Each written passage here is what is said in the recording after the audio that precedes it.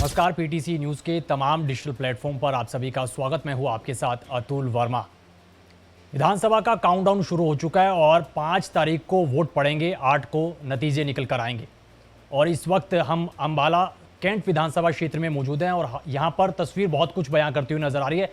मुकाबला त्रिकोणीय से भी जाता हुआ नजर आ रहा है। निर्दलीय उम्मीदवार इस चुनावी दंगल में है और निर्दलीय उम्मीदवार एक हमारे साथ मौजूद है, उनसे हम बातचीत करेंगे, चुनावी चर्चा करेंगे। धर्मेश सूद जी हमारे साथ है, पहले उनका स्वागत करेंगे। धर्मेश जी, पीटीसी न्यूज़ पर बहुत बहुत स्वागत। नमस्कार, धन्यवाद पीटीसी न्यूज़ का। सबसे पहली प्रतिक्रिया, कैसा चुनाव प्रचार चल रहा है और दूरबीन से कितना साफ और कहां तक का नजर आता हुआ नजर आपको आ रहा है, वो क्या कहना चाहेंगे? देखिए, बड़ा अच्छा प्रचार चल रहा है और हमारा जो एक मुहिम हमने छेड़ी है, जो एक क्रांति की लहर, जो उमंग हम लेकर आए हैं, और दूरबीन तो उसमें मेरे को लग रहा है कि इतनी सक्षम होगी। हमारा खुद का चुना हुआ चुनाव चिन्ह है और जो हमने प्रायोरिटी पे रखा और हमें मिला भी। और इससे जो आपने कहा कि क्या रखेंगे, इससे हम इतनी दूरी तक मार करेंगे, जो दूर की जो व्यवस्था पब्लिक की नज़रों से बाहर है, जो दिखाई ही नहीं जाती, पब्लिक जिसको समझ ही नहीं पाती है, जो हमें दिखाते हैं ना, ये हमारी आंखों को पता नहीं अपने तरीके से कुछ दिखाना चाहते हैं। जो पिछली जितनी भी सरकारें आई, वो हमें वो चीज़ दिखाना नहीं चाहती जो एक्चुअल में ग्राउंड लेवल पे है। तो उसके लिए हमने दूरबीन ली कि भाई अब जो इन्होंने नहीं दिखाने का जो मन बनाया ना, अब दूरबीन से ना इनका पूरे का पूरा, वो कहते हैं ना कि एक सर्जिकल स्ट्राइक करेंगे उसमें हम।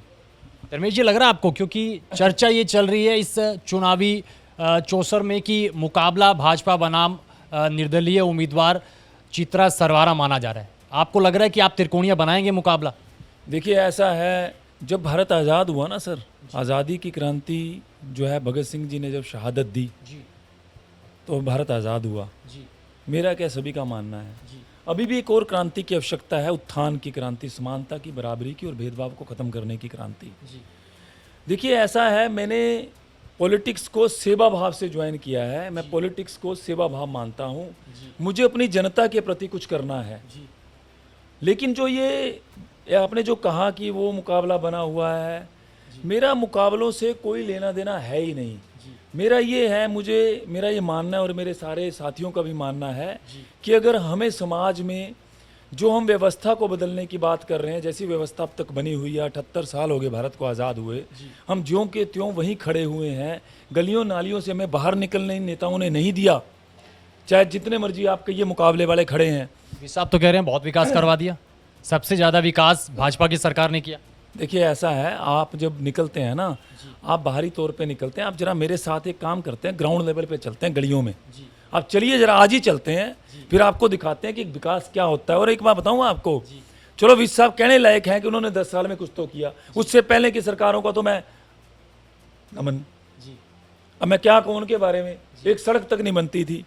देखिए, मैं एक बात कहूँ, मैं खड़ा हूँ इलेक्शन में, इसका मतलब मेरे अपोजिट जो खड़ा है, मैं उसकी कोई है बुराई ही करना चाहूँ, कहूँ कि उसने कुछ किया ही नहीं, ऐसा नहीं। मैं सत्य की बात करता हूँ। सत्य ये है कि उसने 10 साल में जितना वो लेके आए, यहाँ पर पैसा लेके आए, आज तक अम्बाला में नहीं आया, सत्य है। लेकिन उसकी प्लानिंग नहीं थी। अगर वो प्लानिंग नहीं थी तो उसके लिए वो जनता का रोष देख भी रहे हैं और हमें उतरना पड़ा कि प्लानिंग होनी चाहिए।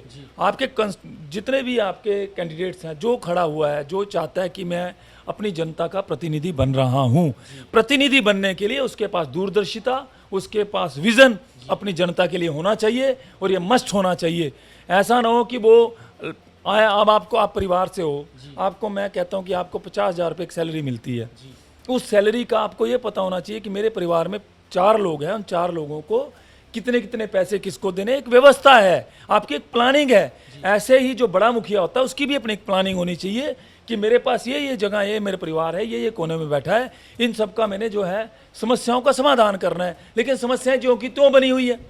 धर्मेश जी, बताते हैं कि आप भाजपा की पृष्ठभूमि से आते हैं, वैसे आप थिएटर से भी काफ़ी सालों तक जुड़े रहे हैं, बहुत सारे आपने नाटक, बहुत बेहतरीन नाटक आपने किए, तो फिर आप अनिल विज जी का और उनके जो कामों का, उनका विरोध करते हुए क्यों नजर आ रहे हैं? क्योंकि विज साहब तो कह रहे हैं 5 साल में विकास हुआ है और विकास के नाम पर ही वो वोट मांग रहे हैं और दावा भी कर रहे हैं 7वीं बार जीतेंगे।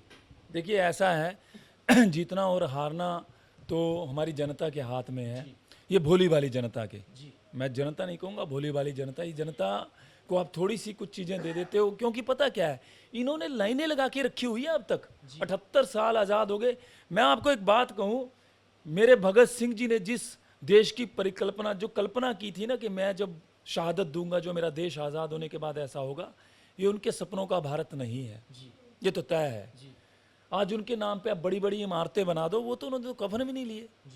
तो वो तो चाहते थे, जिस जनता के लिए उन्होंने आज़ादी की लड़ाई के लिए, जनता के लिए, इस बराबरी के लिए, समानता के लिए जो अपनी शहादत दी, उस क्रांति में जो खुद को शहीद कर दिया इतनी छोटी सी उम्र में, वो तो कहीं दिखता ही नहीं है, सब हवा हवाई है।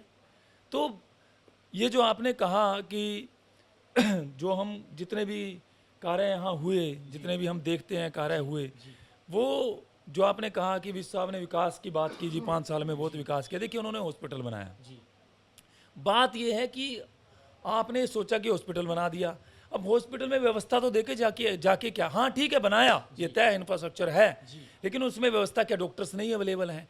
तो डॉक्टर्स हमारे वैसे भी भारत में कम है, लेकिन उसके लिए सरकार क्या कर रही है, इमीडिएटली एक्शन क्यों नहीं लेती है। हर डिस्ट्रिक्ट के अंदर, हर कॉन्स्टिट्यूएंसी में मेडिकल कॉलेज हो सकता है, क्या बड़ी बात है, आप बनाइए उसको। रोजगार की बात करते हैं, रोजगार के अंदर बेरोजगारी को आप सरकारी, सिर्फ आप ये सोचो कि सरकार ही आपको मुहैया कराएगी रोजगार, ऐसा नहीं है। लेकिन धर्मेश जी, आपको नहीं लगता कि कहीं ना कहीं आप अकेले चुनाव में उतर रहे हैं, इसके लिए तो कहीं ना कहीं पार्टी में तब्दील होना पड़ेगा आपको, तभी ये पूरा आप विकास और ये पूरा मॉडल का जिसका आप जिक्र कर रहे हैं, ये सब चीज़ें आप ग्राउंड पर लेकर आ सकते हैं। आपको नहीं लगता कि अकेले अगर आप चुनाव में चलेंगे तो कहीं ना कहीं दंगल में सबसे पीछे रहेंगे फिर? देखिए ऐसा है, देखिए मैं आपको एक बात कहता हूँ, बहुत हो गई पीर पर्वत सी पिघलनी चाहिए, इस हिमालय से एक और गंगा निकलनी चाहिए। मेरा मकसद सिर्फ हंगामा खड़ा करना नहीं, मेरा मकसद है कि तस्वीर बदलनी चाहिए। बहुत हो गई पीर पर्वत सी पिघलनी चाहिए।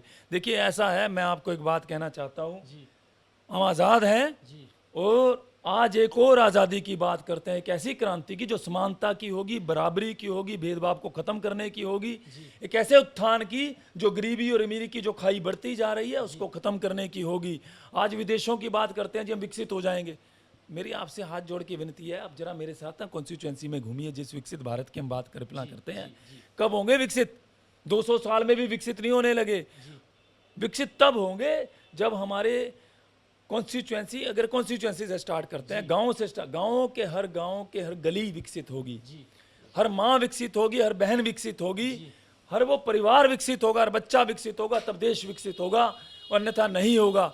नहीं तो वो भगत सिंह जी ने कहा था ना, गुलामी की ऋतु में हंसी के फूल नहीं खिलते।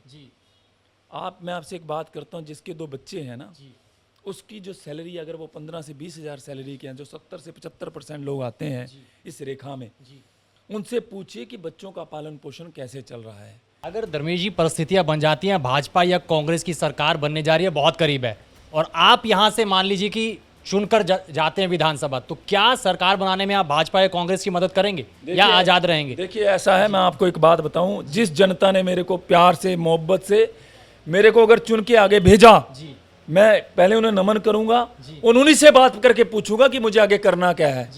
मैं जनता के बीच में से मैं कभी थोपने नहीं आया हूं। मैं आपसे फिर कह रहा हूं, मैं आपको फिर बुलाऊंगा। फिर ब्लूप्रिंट का जिक्र नहीं होगा? ब्लूप्रिंट रहेगा, ब्लूप्रिंट की बात सुनिए मेरी, ब्लूप्रिंट तो बिल्कुल रहेगा, वो जनता के लिए है ना। लेकिन आपने जो कहा कि क्या भाजपा में जाओगे या कांग्रेस में जाओगे, वो मेरी जनता डिसाइड करेगी। एक तरफा मुकाबला आप मानकर चल रहे हैं कि कहीं ना कहीं जनता आशीर्वाद देगी? बिल्कुल देगी जी, मैं बिल्कुल, मेरे को मेरी जनता पे पूर्ण विश्वास है, और उनको पता है कि ये दिल से बात कर रहा है, और ये हमारे साथ खड़ा होने वाला व्यक्ति, मैं आज से नहीं, मैं सालों से उनके साथ खड़ा हूँ। मेरी पारिवारिक तौर पे भी हम जनता के साथ रहे, अपनी माँओं बहनों के साथ रहे, अपने परिवार के साथ रहे। मेरा कॉन्स्टिट्यूएंसी मेरा परिवार है। चलिए, बहुत बहुत शुभकामनाएं आपको इस चुनाव के लिए, इस चुनावी त्यौहार के लिए। देखते हैं जनता कितना आशीर्वाद देती है, और अगर आपको चुनकर भेजते हो तो बहुत आपके लिए बहुत अच्छा होगा। फिलहाल के लिए इस चर्चा में इतना ही। आपको चर्चा कैसी लगी, आज़ाद उम्मीदवार कैसे लगे, और तस्वीर 8 तारीख को निकल कर आएगी, फिर उसके बाद हम आगे की चर्चा ज़ाहिर तौर पर, लाजमी तौर पर करेंगे। फिलहाल के लिए इस चुनावी चर्चा में इतना ही। आप मुझे और मेरे कैमरा पर्सन बनी चौहान के साथ अंबाला से हमारे खास सहयोगी कृष्ण बाली को दीजिए इजाज़त। बने रहिए PTC न्यूज़ के साथ। नमस्कार।